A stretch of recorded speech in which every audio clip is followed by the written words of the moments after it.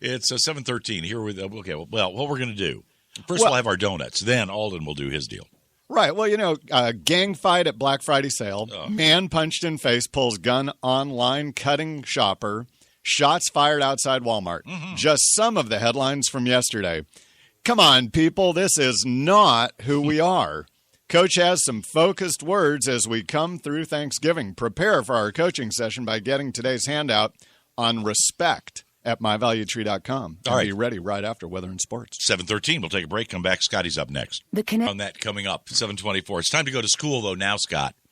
Alden Davis is here. Alden, of course, is a world recognized expert on motivation, corporate reorganization, has a career in the corporate world, but now he's gone out and he's consulting with companies all over the country, and we get him for free. So that's a pretty good thing. So what are we doing today? We're going to talk about, is this really who we are? Shoppers smash through the door at Urban Outfitters. Customers run over in parking lot. Women busted after throwing merchandise. Insane battle over phones. Shoplifter tries to mace security guards. Men steal boys' shopping bag outside Bed Bath & Beyond. A sampling of some of the headlines from yesterday. Is it really possible that this is who we have become? Packs of animals fighting over stuff, the punchline of headlines and news stories? Coach is incredibly concerned that we do not grow into the image that is being portrayed of us. Welcome to Saturday's Star Power Coaching Session, designed to make us more successful as we work through the 5-point model designed to get us into action. And today we focus on the first point, attitude. What is going on, people? Coach is becoming disheartened with the image that is being portrayed of who we are as a people, an image that is being broadcast around the world. Have we really become a group of self-centered people who are compelled to put other people down so that we look better? A journalism professor in Austin calls Thanksgiving a white supremacist holiday. People fight at stores over stuff. It seems like all we can do is focus on everything wrong. And if it isn't wrong, find some angle that can make it wrong. My job is to create work environments where people feel engaged and good about what they do. A great framework for doing this is called appreciative inquiry, a process whereby people focus on what they are doing right and then continue to build off of that. We are such a good group of people, it makes Coach sad to hear us constantly being badmouthed by each other, by the press, by talking heads, by our elected leaders, by opposing groups, by anyone different than someone else. If you were to believe the messages being given to us every day, we are a group of self-centered people where thankfulness has become a radical act. Let me rephrase that statement as a question. Have we become a group of self-centered people where thankfulness is now a radical act? A world of self-centered people is a world of very frustrated people. Frustrated because you haven't gotten with my program. You don't recognize my place at the center. Therefore, I need to put you down so that I look better. We seem to be shown and modeled disrespectful behaviors every day. One of my best workshops that caused me the greatest pain ever is on respect. It was fascinating to experience the backlash when respect is really understood.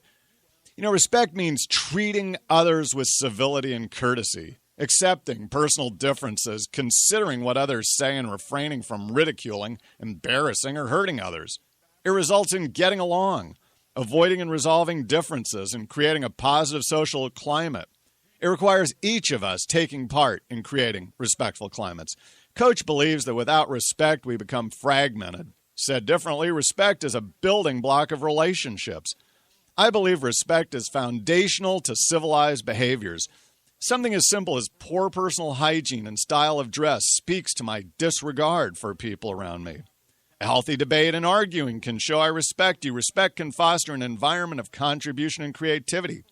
Coach is here today to promote and encourage respectful behaviors in a way that puts each of us center stage in this drama so that we become increasingly purposeful about the environments we are creating. Yes, here in America, we are creating an environment. When teaching group dynamics, we know that a group of people go through the predictable stages of forming, storming, norming, performing, and transforming. Seems like as a national group, we have entered storming and are struggling as we find our new set of norms. Well, let me offer that one of our norms has been and should continue to be thankfulness. I've worked all around the world, North America, South America, Europe, Middle East, India, China, New Zealand. And one of the things we do as a nation that makes us unique is to stop for one day and be thankful. And that means looking outside ourselves.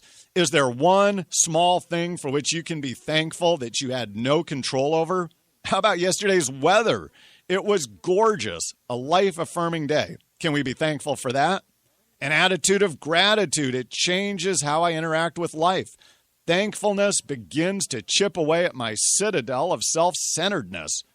Quit living in a world of scarcity, fighting over stuff. Sandy just showed us how fleeting stuff is. Stop it. Stop fighting over things that mean nothing and try to focus on being thankful for what we have. I hope there are some people in your life for whom you can be thankful. I hope you can offer some respect to the others. In 1928, the philosopher Martin Buber wrote a book called I, Thou.